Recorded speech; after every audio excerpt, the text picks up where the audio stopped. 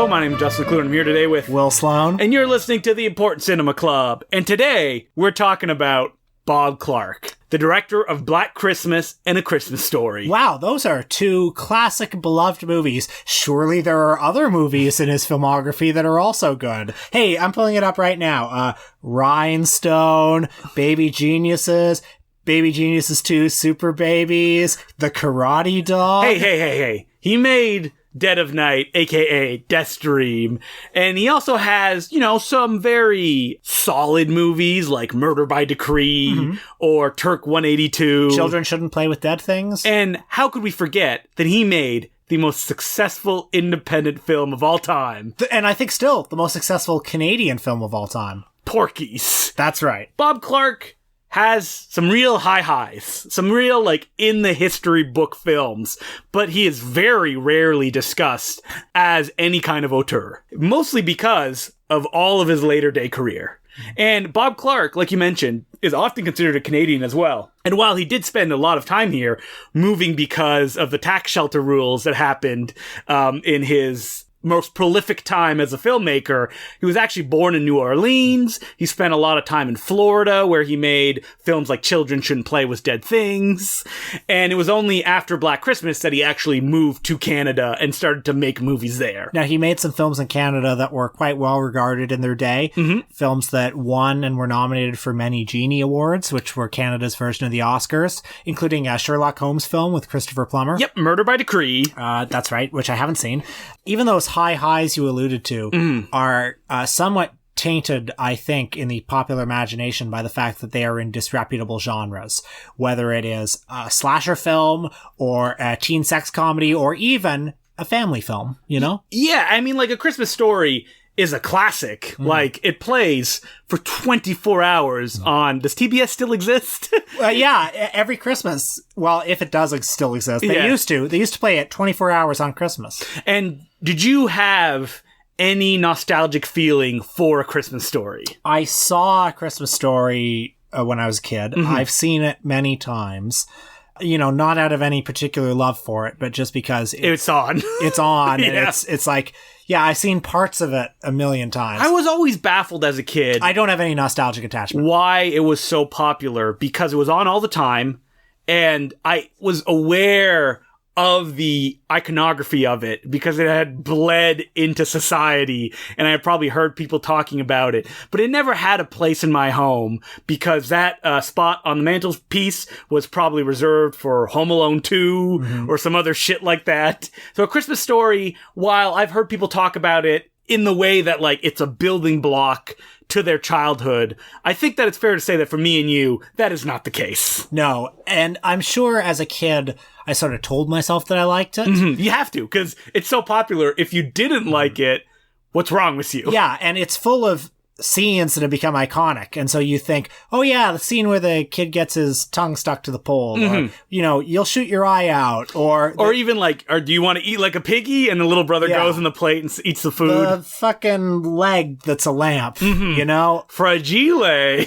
Fudge. Yeah. All that stuff. Classic moments that you remember like your favorite song. But as a kid, I don't know, I found it a bit boring. I found Me too. Not very funny. A Christmas Story never failed to put me asleep when I would watch it around Christmas time. I found it a bit visually unpleasant, too. Just a lot of browns and, But I think that ties into its whole thematic concern, which is A Christmas Story is all about when you're a kid, life is pretty miserable. Yeah, so we both watched it this week, and I still don't find it very funny. But I don't think it's very funny either. I had a pretty good time with it. I did as well. I think that approaching it without the baggage of being why don't I like this?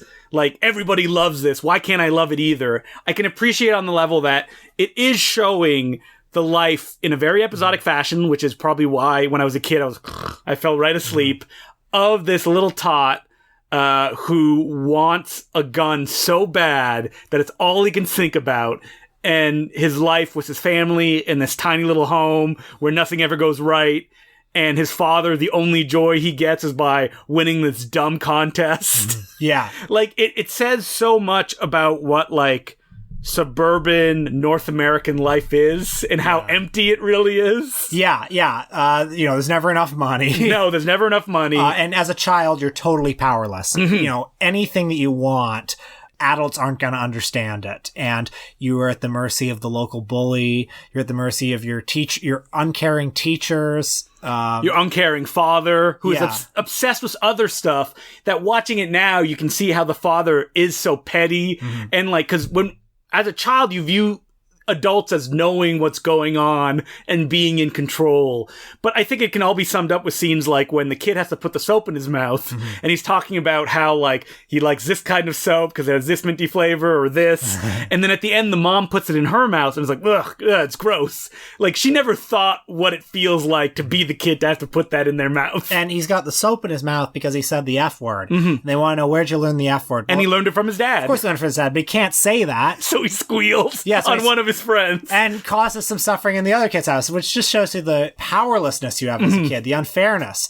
And then, later, nobody wants to get him a BB gun. It's the only thing he wants in the world. And, he thinks, okay, well, I'll ask Santa Claus at the mall. Do you think Santa Claus cares? No. Santa doesn't care. He just kicks him down a slide where the kid has to struggle to get back up so he can actually tell him what he wants. He writes an essay for school about what he wants for Christmas, and it's that BB gun, and he's so excited for that essay. I think, surely my teacher will love this essay. No, C+.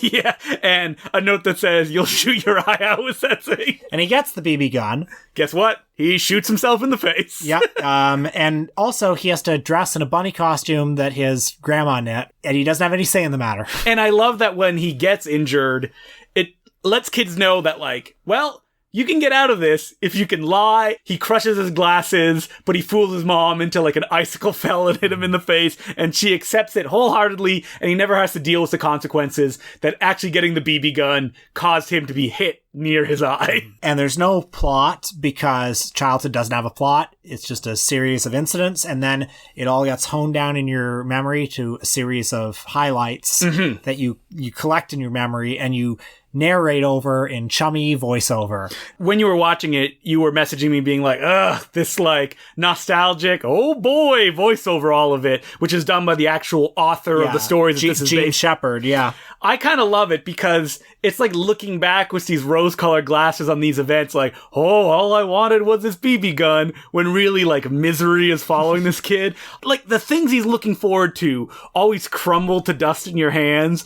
He's so excited to get that decoder ring for the little Orphan Annie show, and all it decodes is an ad to drink your Ovaltine. That's actually my favorite scene in the movie. Because it's so good. It's this big suspenseful buildup. He's so excited for this to happen, and that's the result. So without the narration, the movie would be depressing. Yes, it would be, I would almost say, unbearable for most people, and I don't think they would have the nostalgic feeling or the love they have for it. I didn't laugh at all, I think. Trying to think if I ever laughed. I mean, there's amusing stuff, but it's mostly kind of depressing, especially when you look back on your own life or people that you know, whether it be the dad being so obsessed with this leg. And as a kid, you're like, haha, it's so funny that he loves this leg. When you watch it now and you're like, the dad has nothing in his life, and this object that he thinks is important and will gain him respect, in reality, just makes him look like a fool. Yes. And the only way that his wife can get this horrible thing, which she knows is a joke, and it's embarrassing to her, is by destroying it and having to make up an excuse that something happened to it. Yeah. And so I understand why this film is so popular, but I think that it's one of those films that is amazing that is also so miserable. Yeah. Because these are the true films that become classics, I feel. We talk about It's a Wonderful Life on our Patreon episode this week, and it's the same deal, which is a parade of misery. But A Christmas Story, just like It's a Wonderful Life, does have a happy ending where, the family, their whole Christmas meal is ruined, but they end up at the Chinese restaurant for a bunch of racist jokes. And the kid ends up in bed with his BB gun, this brief moment of happiness in his life. Yeah. Which I think is fine. Yeah. It's okay to leave on a slightly happy note. But yeah, I mean, the Christmas season is a time of year when people feel a lot of pressure and a lot of stress. And society tells you that it has to be perfect, and people it's never perfect. Yeah, people like and it's a time of year when you're expected to meet family, and lots of people have family tensions, and that's difficult. And it's supposed to be a holiday, but you spend so much money and your time is so taken up. So it's nice to have movies that make you feel okay about the holidays being difficult. Yeah, I can understand this being like a warm blanket for people in the sense that these are reminding me of things that remind me of my own childhood. And in that sense, it's nice to go back to it. And like the voiceover just kind of like smooths it over. So it's not like a Mike Lee style, like kitchen sink drama. Yeah. Of just miserableness during the holiday season. But we skipped ahead because, Bob Clark got a start with a feature film called She-Man, A Story of Fixation. Which I have seen. From 1967. I did see that movie many years ago. Something Weird Video put it out. It's a transgender exploitation film. One of those 60s black and white exploitation movies that starts with a doctor, explaining... what you're about to see. Yeah. Old white coders, to make it official. Yeah. And I don't remember it very well at all. I remember it being horrible, but I was just checking on Letterboxd today and I saw some reviews that said it was a surprisingly empathetic depiction for its time, which made me think, oh, geez, maybe I should watch that again. Well, when Bob Clark decided that he wanted to be a filmmaker, he came to a realization that there's two ways to do this. He could make sex films, which would probably eventually lead to pornography, or he could make horror pictures. And listeners have to remember that, around the 60s, both of them were somehow viewed on the same level. Yeah. Well, the early 70s. They were both disreputable genres to be working in. But Bob Clark decided, all right, I'm going to take my friend Alan Ormsby that I met in college, and we're going to make a horror film by ripping off George Romero's Night of the Living Dead. And the result was Children Shouldn't Play with Dead Things, which is not a great film. It's mostly remembered for nothing happening for an hour, and you just have to watch the theater students kind of, act like dicks in a cemetery on this island that they are. But it does pay off in a real gut-munching ending with a bunch of really memorable images that zombie cinema hadn't really captured yet. And then 2 years later, he made Dead of Night, also known as Death Dream, which I love. I think it's a masterpiece. And when I watched it, this story of a soldier that comes back home after the Vietnam War, and everybody told his family that he died, but suddenly he just shows up out of nowhere. And obviously, it's a monkey's paw style scenario. And the soldier is revealed to be a vampire/zombie. It's never really explained, but he needs blood to survive. And it's one of those great horror films that it's not about characters trying to get over something, but it's about characters looking at this horror and reacting to it in a way that reveals who they are. Like the mother coming to terms with the fact that she cannot live without her son, or the father hating his son and pushing him to join the army.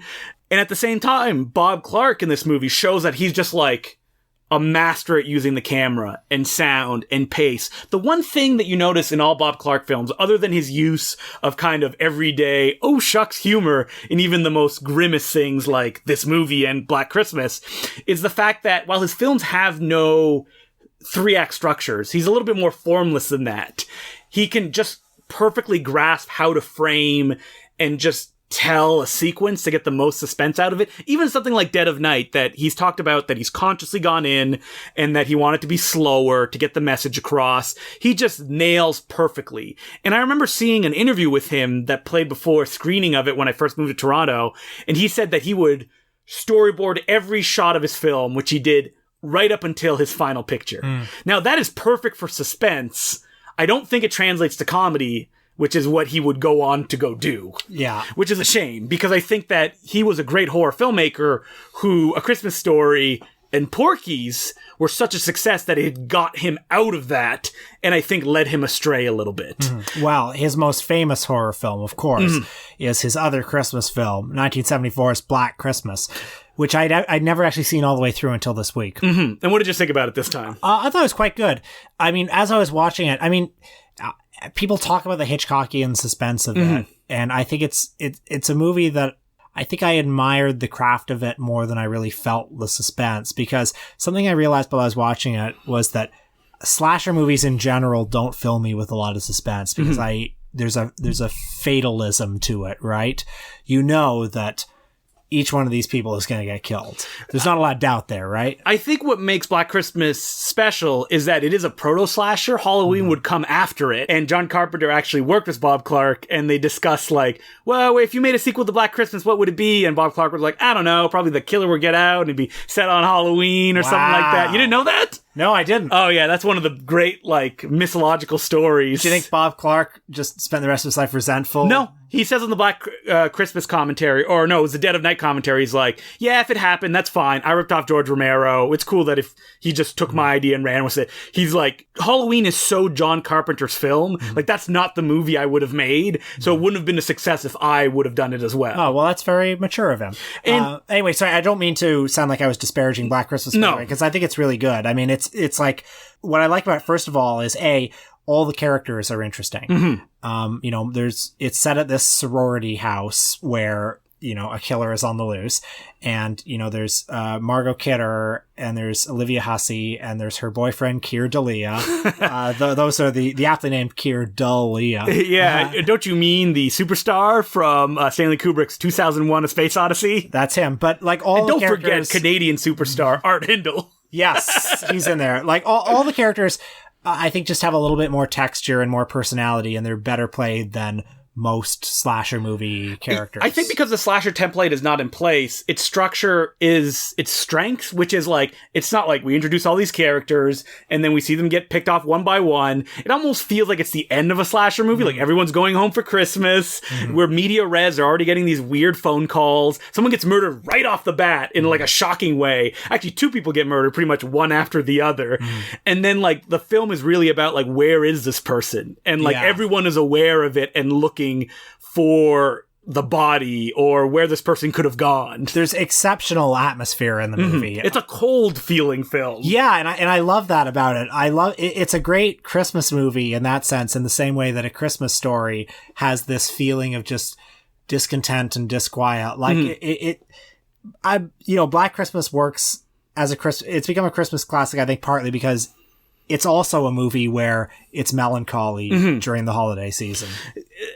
This image of like this big giant gothic a sorority house with these Christmas lights all over them have a kind of dissonance to them that's really beautiful, especially in this like grainy photography that it has, which you can see on all the new like Blu-ray releases that came out, which is I think why it's lasted so long. There's a feeling to this movie beyond it just being like, oh, it's a slasher movie set during Christmas, that really sticks with people. And there's always something visually interesting happening in there, you know, just his use of light and shadow, and the way his compositions are interesting, the way he'll often frame people behind, you know, a pillar or something like that. Yeah. Or even like from the get-go, that amazing shot, which is almost mind-boggling that Halloween would come after it, which is the POV of the guy that climbs the house, and it stays with him in one long take as he goes up and up. That's just like mind-boggling. That feels like the next step to what you would see in Halloween,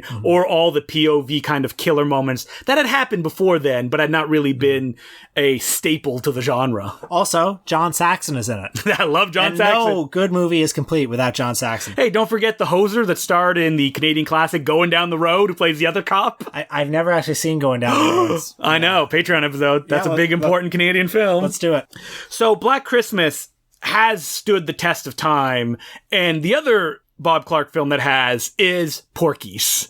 Has it? I feel like it's not exactly a movie that people watch. Yeah, or that people don't remember it as a classic. They remember it as, oh, that's that stupid movie that made so much money. Yeah, an absurd amount of money. Yeah. It was one of the top 5 movies the year it came out. Yeah, to the point that Bob Clark quickly followed it up with Porky's 2 the next day. Now, Porky's as a sex comedy, I think a lot of people forget that it's a period piece, that it's actually, like all Bob Clark's film, essentially plotless. It's like a day in the life of all these characters going about their business, and that it's pretty frank about the sexuality of what's going on. Me and you had a conversation about Animal House, how it compares to Porky. I like Porky's quite a bit better than Animal House, and the difference is that in Animal House, you're supposed to think these guys are kind of fun and cool, and you're supposed to be rooting for them.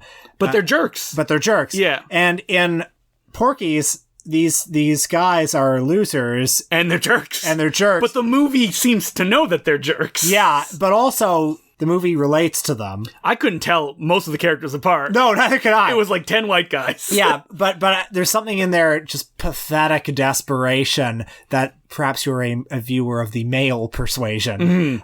You could remember feelings of pathetic desperation. Most sex comedies take the sexuality that like all the viewers want to see when they watch these films and mask it in comedy. They rarely deal with it very frankly, because then that's a little bit repellent, because people are like, oh no, that's weird, I don't like that. But Porky's deals with it like straight on. Within the first 10 minutes, the guys are going to a shack in the woods so they can each take a turn with a prostitute. Already a kind of unpleasant scenario. And they're all nude, just waiting for her. And then they're chased out of the shack. She comes in and she looks them all over and she makes fun of each of their dicks. One by one. And it's these 5 guys, these 5, aggressively heterosexual guys who are just standing there. Nude, completely nude. And then they get chased out of the shack and you see their dicks flopping around and stuff like that, which you would rarely see in any sex comedy of this era. And, later on they go to Porky's Tavern, which is kind of a blue-collar bar in a different lower-class county. There's also a class element to this. Like, these are all, like... upper-class kids. Yeah. And, of course, they get humiliated at that bar, and they get, thrown twice into the river next to it by Porky, the corpulent owner of the place. And that scene, it's not at all funny, but it feels very real. Like, the pain and the humiliation feels real. The thing that I struggle with Porky's is that while it does have kids talking the way that kids talk, throwing a lot of racial slurs out. Well, kids of this era. And making fun of each other. It also goes to like a weird normalization place where I feel like the people watching it were like, oh yeah, I like these characters. Even though the movie is doing everything it can to be like, no, these are jerks. Yeah, well, it's weird because the movie does attempt to deal with racism in a way. There's a character who's Jewish, and there are some kind of dramatic scenes with him, and there's a son of a Confederate basically who's very aggressively racist.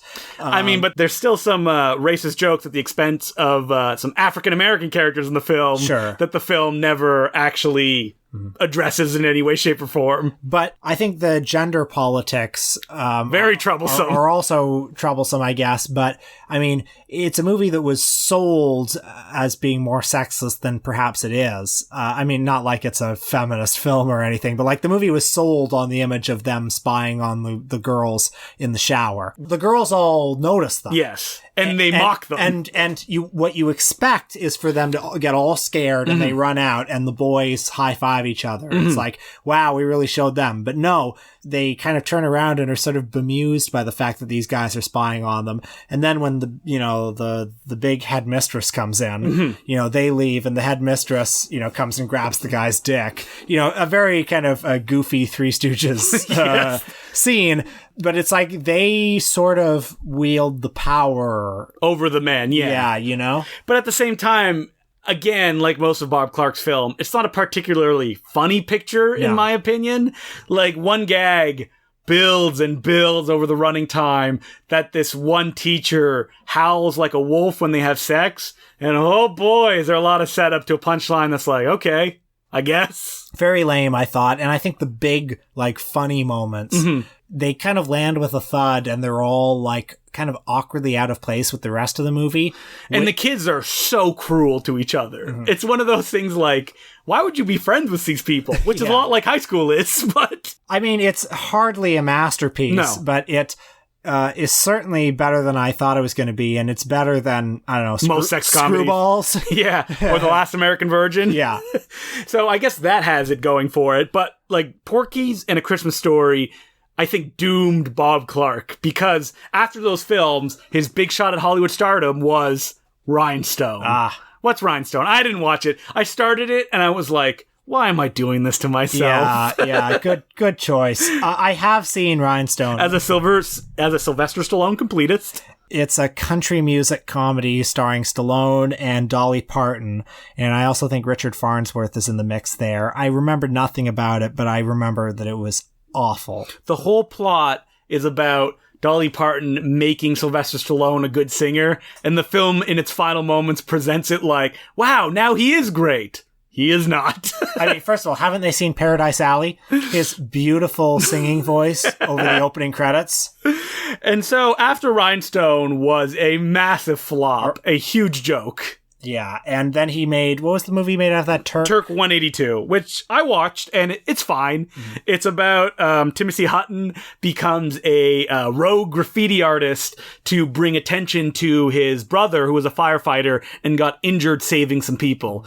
And the corrupt mayor, played by Robert Culp, doesn't want to give any time to them, so these graffiti messages kind of bring the city together into this revolutionary, fervor to help this brother out. And yeah, it's fine. It's fun. It's kind of breezy, and I'm struggling to remember what happens in it, even though I watch it today. And after that, Bob Clark just kind of... just a roll call of shame after that. I mean, he made From the Hip, the classic Judd Nelson courtroom comedy written by David E. Kelly. He made Loose Cannons, the Gene Hackman, Dan Aykroyd action comedy. He desperately tried to make a sequel to A Christmas Story. It was originally titled It Runs in the Family and was retitled My Summer Story.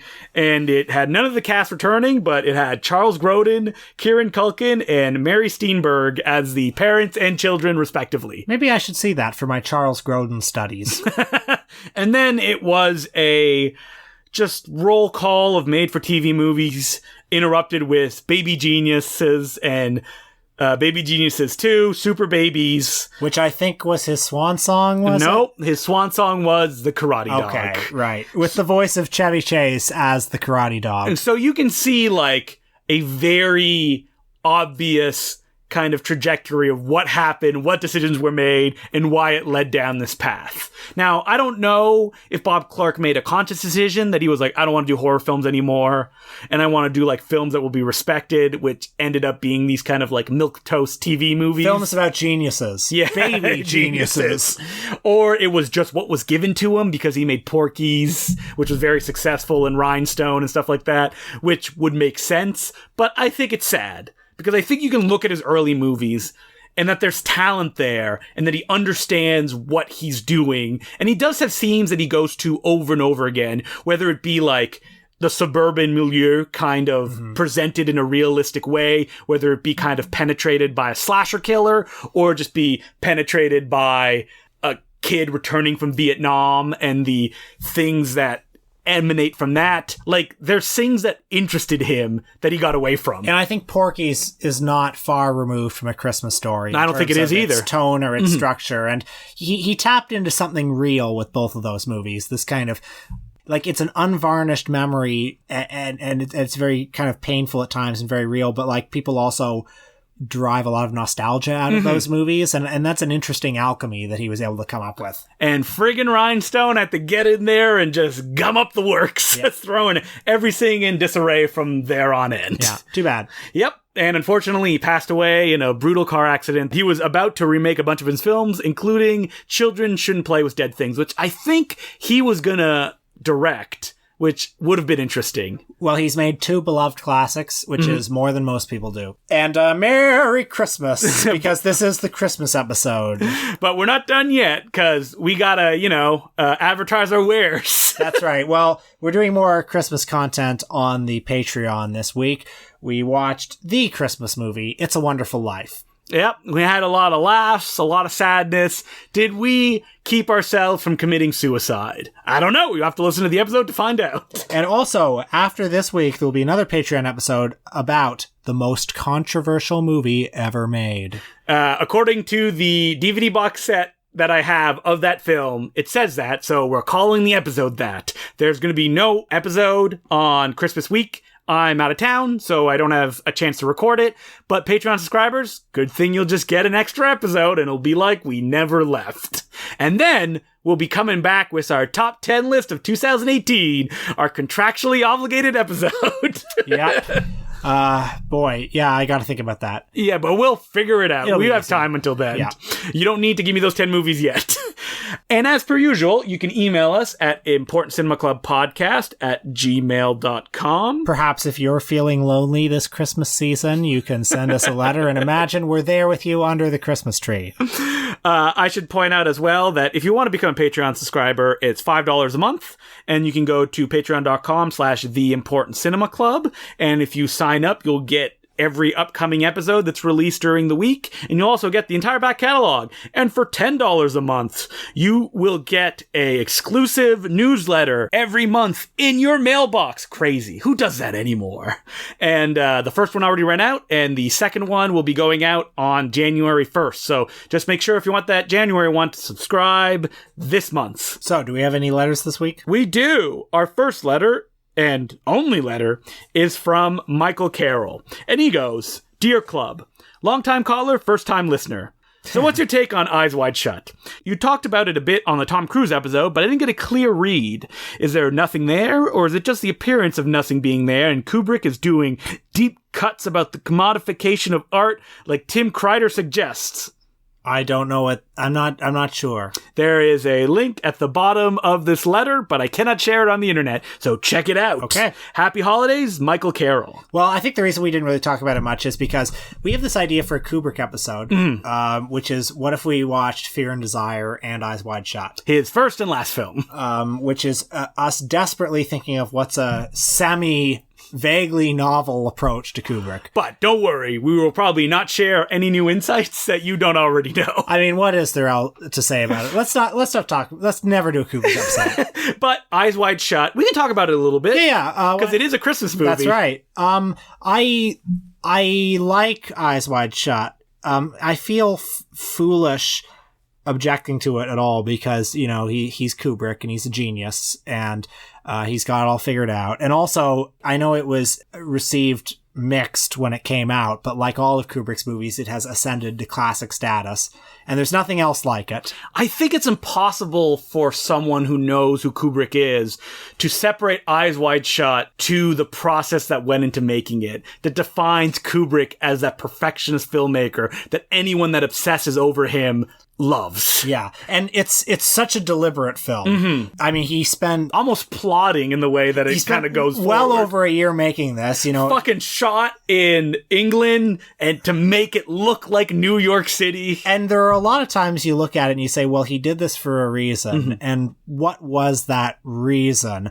If I have a beef with the movie, so I have a couple of beefs with the movie. And anyone that you bring up, I'm sure that a fan of the film could say, well, that was the point that he was going for. So everyone always says, well, it's a dream. And that's fine. And they use that to rationalize the fact that New York in the movie doesn't look anything at all like New York. No, it's because he shot in England and they built New York there. Yeah, and there are all those establishing shots, those canned insert shots of just the New York skyline. So that immediately punctures the dreamscape, right? But that said, the movie is surrealist. Everybody talks like they're in slow motion, and you know everything is heightened and weird, so it's meant to be surreal. I just think there are many times when he doesn't quite like it's kind of a half-baked surrealism, and I think that like you look at that as well because you go, well, he's supposed to be the perfectionist director. Yeah, like, is this on purpose? Is he doing it because that's all he has? And like, when you talk about Kubrick, he's the guy that would do like 100 takes, but he's also the guy that edited 2001 A Space Odyssey at the last minute as he was bringing it to its Hollywood premiere on the boat because the preview screening they had went so disastrously that he's like, I gotta edit it. Like, I gotta remove the narration that's in it. I gotta do this. I gotta do that. Just so it would be more palatable for audiences. And, you know, everyone always says with this movie, oh, you know, he turned in his final cut and it was his definitive cut and then he died a week later. It wasn't. And I look at this movie and I think, would that second half be as long? No. Would it have those establishing shots? Like, would it be this movie? Yeah, I don't Kubrick know. died and he wasn't done yet. And like, as I said about that 2001 story, who knows? He would have probably been cutting it up to the last moment before the print had to hit that projector. The second half of Eyes Wide Shut, I think, where Tom Cruise retraces his steps, it's a lot. It gets a bit plotting for me. And why this style for this story? He's trying to make a statement here about marriage and the way that sort of passion can fade in a marriage, and the way you can be tempted in marriage, and how you have to ultimately he comes down on the side of you have to keep recommitting yourself to marriage, and that's what a grown-up relationship is.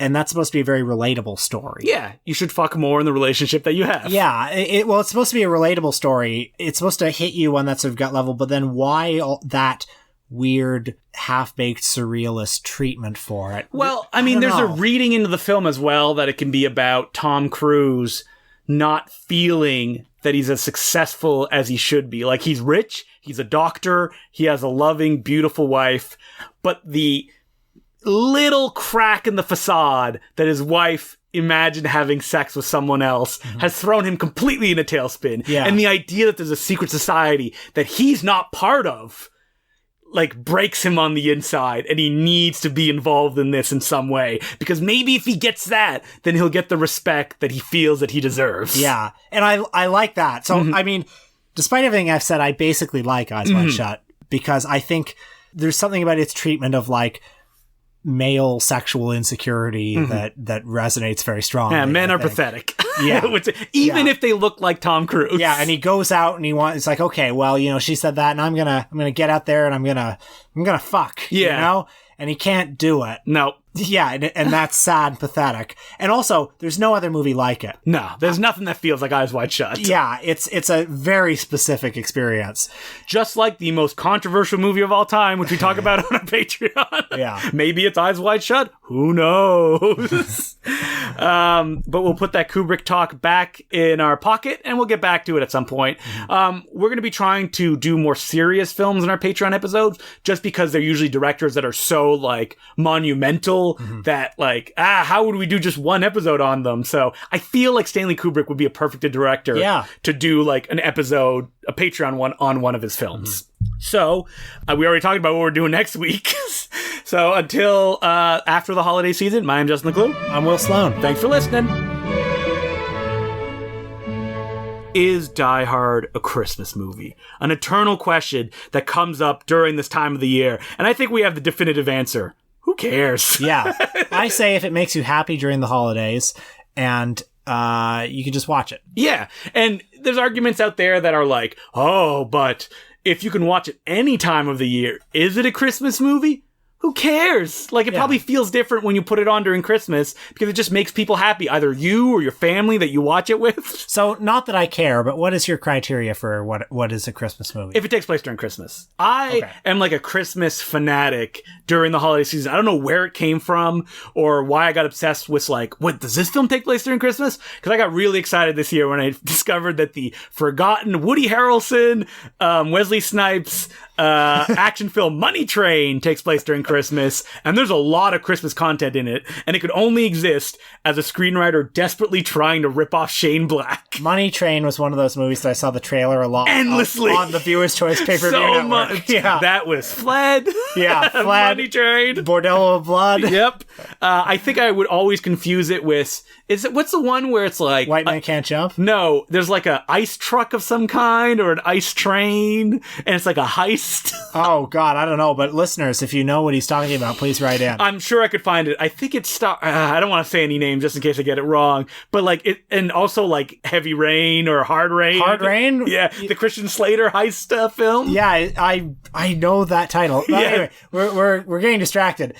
Christmas movies. So if Bruce Lee fights back from the grave from the 70s, that is a scene where he goes to see a Christmas parade. No, because for it to be a film that I consider a Christmas movie, it needs to take place entirely during the Christmas season. So even something like The Silent Partner, which stars Elliot Gould, really fun, suspenseful film. It's him and Christopher Plummer are like dueling because Christopher Plummer robbed the bank of Santa Claus, but Elliot Gould got away with the money, and now Christopher Plummer's coming after him. A chunk of it takes place during Christmas, but then it's summer in the latter half. Not a Christmas movie. And just to be clear, that's your own personal definition. That's my own personal if people definition. Want to watch it during Doesn't Christmas, matter. right? Yeah. So how about It's a Wonderful Life? Well, people watch it during Christmas. It's a Christmas movie for people. Like, But for not me, for you. No, it wouldn't give me the feeling that I want of something that takes place entirely throughout Christmas. Something like Gremlins, which people watch Gremlins throughout the year, but it does take place during Christmas. A lot of action films, I think mostly because they were ripping off Shane Black and the success of stuff like Lethal Weapon, which people forget entirely takes place during Christmas, or The Long Kiss Goodnight, another Shane Black script. That's what I like. Like, I Come in Peace, the Dolph Lundgren film, Christmas. In the background, a lot of it, RoboCop 3, Christmas in the background. Now, RoboCop 3 is a terrible film, but it's fun that Christmas is happening. I just watched Batman Returns again. There's a lot of Christmas iconography in that. Yeah. And I also think it's a good Christmas movie because, as I've said before, it's melancholy. Yes, and I think that's very important when it comes to Christmas stuff. I mean, people that subscribe to the newsletter, I actually wrote an article that compiled all the zines that I made about Christmas and listed all the titles, and I had like 50 or 60 titles in there. The best Christmas movie, The Passions of Carol. All right, what's The Passions of Carol, Will? The Passions of Carol. Thanks for giving me this opportunity. No worries. Directed by Sean Costello. The director of many one-day or two-day wonders. He gave you Water Power. It is, to my knowledge, the only Christmas porno of the 70s. It's a version of the Charles Dickens story, A Christmas Carol. And it's about, I'm forgetting what it's a version of that story, but it's a porn. What the hell else do you need to know? But it's pretty handsomely put together as well. Yeah, it's like, it's pretty well shot as far as they go. And Sean Costello was like, it's the first film I made with a script. Yes. And when Sean Costello made it, his idea was, well, we'll open it at the World Cinema, which was this theater in Times Square. But not during Christmas. Well, but the idea was to open it during Christmas. He said, we'll put it in December, and then this will be a place for lonely single men to go. And we'll dress it up like Radio City Music Hall, and they can have a nice night. And unfortunately, he didn't get the movie done in time, so it ended up getting released in like March. At a time when nobody was in the mood for a Christmas porno. I wonder how it would have gone over if it had come out in December. I don't think it would have probably gotten the reaction that he thought it was going to. I'm just very touched by the thought of it. Like, you know. That he wanted to help these lonely, horny men. Yeah. Who are probably nude under their trench coat. And I mean, you know, I would imagine people typically went to porn theaters just furtively, you know, hoping not to be seen. And, you know, it's nice that he wanted to create a community.